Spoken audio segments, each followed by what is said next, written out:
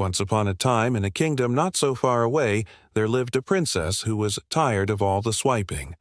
Every night she'd get ready, put on her most beautiful dress, and go to the ballroom to dance with eligible princes from all over the land.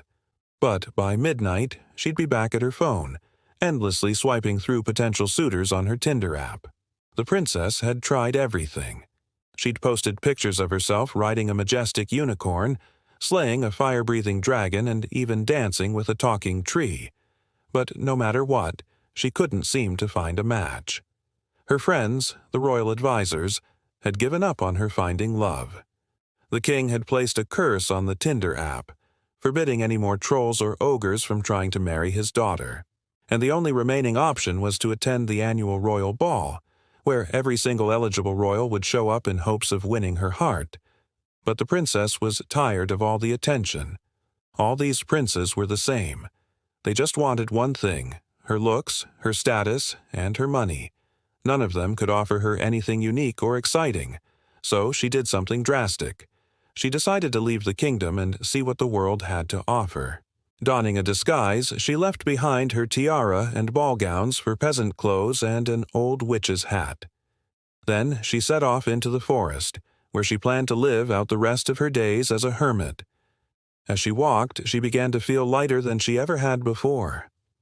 For the first time in her life, she felt free.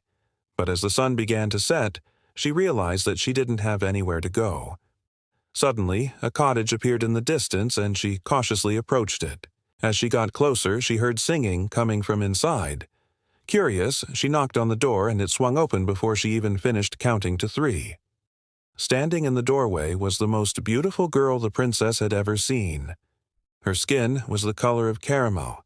Her hair was a cascade of curls, and her eyes sparkled like stars. But what truly captivated the princess was the girl's smile. It was the brightest thing the princess had ever seen. "Hello," said the girl. "You must be tired from your journey. Come in, come in. My mother will be so happy to have another guest." And before the princess could respond, she ushered her inside. The interior of the cottage was cozy and inviting, with a roaring fire in the hearth and delicious aromas wafting from the kitchen. The princess sat down to rest when suddenly a woman appeared carrying a tray of refreshments.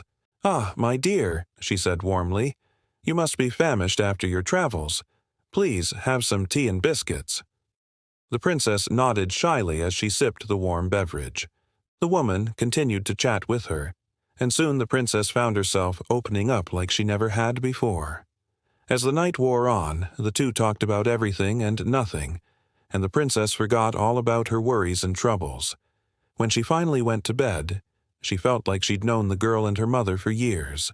In the morning, she awoke to the sound of birds chirping outside. She got up and went to the window to see what the day had in store. But as she looked out, she gasped in surprise. In front of her lay a vast wasteland, a stark contrast to the lush forest she had seen the day before. Confused, she ran to the door and flung it open, calling out for the girl and her mother, but there was no answer. She searched the entire cottage, but they were nowhere to be found. As she raced back to the door, she saw a small figure standing in the distance. "Wait!" she called out, running towards the figure. "Can you help me? Where are we? What happened to the forest?" The figure turned around and the princess's heart sank. It was the girl from the night before, and she wasn't smiling. "Who are you?" the princess asked, taking a step back. The girl's eyes flashed with anger. "Who am I?" "I am the princess of this kingdom," she snarled, "and you have just violated the most important rule of all. You were warned not to enter my domain." "I'm sorry," the princess stammered, "but I couldn't find anywhere else to go, and I thought your mother was so nice. I never meant any harm." "Nice? Ha!" the princess scoffed. "My mother is the wicked witch of the wasteland, and she only pretends to be nice to trespassers so she can turn them into toads and add them to her collection." With that, she raised her hand, and a swarm of bats flew out from behind her, screeching loudly. The princess screamed and ran for her life, stumbling over rocks and roots as she tried to escape. She could hear the witch cackling behind her, reveling in her terror. Just when she thought she couldn't run anymore, she tripped and fell onto a mushroom. As she sat there catching her breath, she noticed a small frog sitting on a nearby leaf. The frog looked at her and said, "Why do you cry, beautiful princess?" "I'm not a princess," she replied bitterly, "and I've been cursed by this wicked witch to live out the rest of my days in this horrible wasteland." "Cursed, The frog tilted his head. "Well, I happen to know a thing or two about curses. See, I used to be the prince of a faraway kingdom, but an evil sorceress trapped me in this form. Only a kiss from a maiden who loves me truly can break the curse." "Oh, I'm sorry," she said, feeling bad for him, "but I'm already in enough trouble myself. I don't want to get you cursed too." The frog hopped closer to her and said, "Don't worry, I'm not afraid. If you can't love me, then maybe you could just be my friend." And so the princess and the frog became the best of friends. They talked for hours as they hopped around the wasteland looking for food. The princess confided in the frog, telling him about her life in the castle and how lonely she had felt despite having everything she could ever want. The frog listened patiently, and the princess felt a connection with him that she had never felt before. One day, as they were sitting under a tree, the frog suddenly confessed something to her.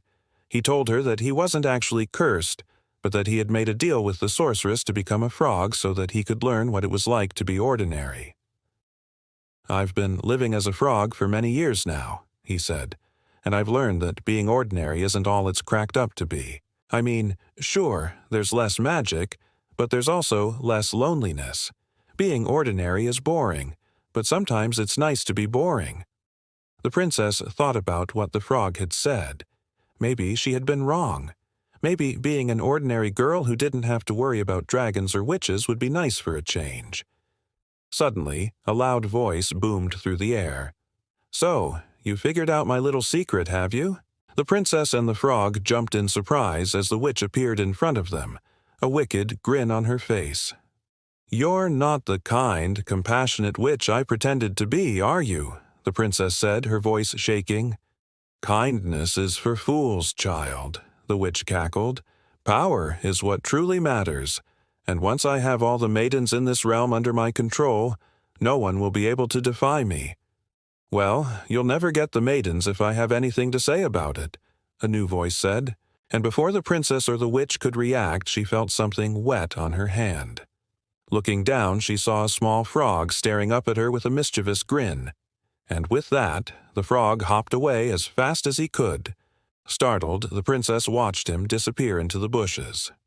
"What was that?" the witch demanded, her eyes narrowed. "That was no ordinary frog," the princess said with a smile. "That was Prince Charming.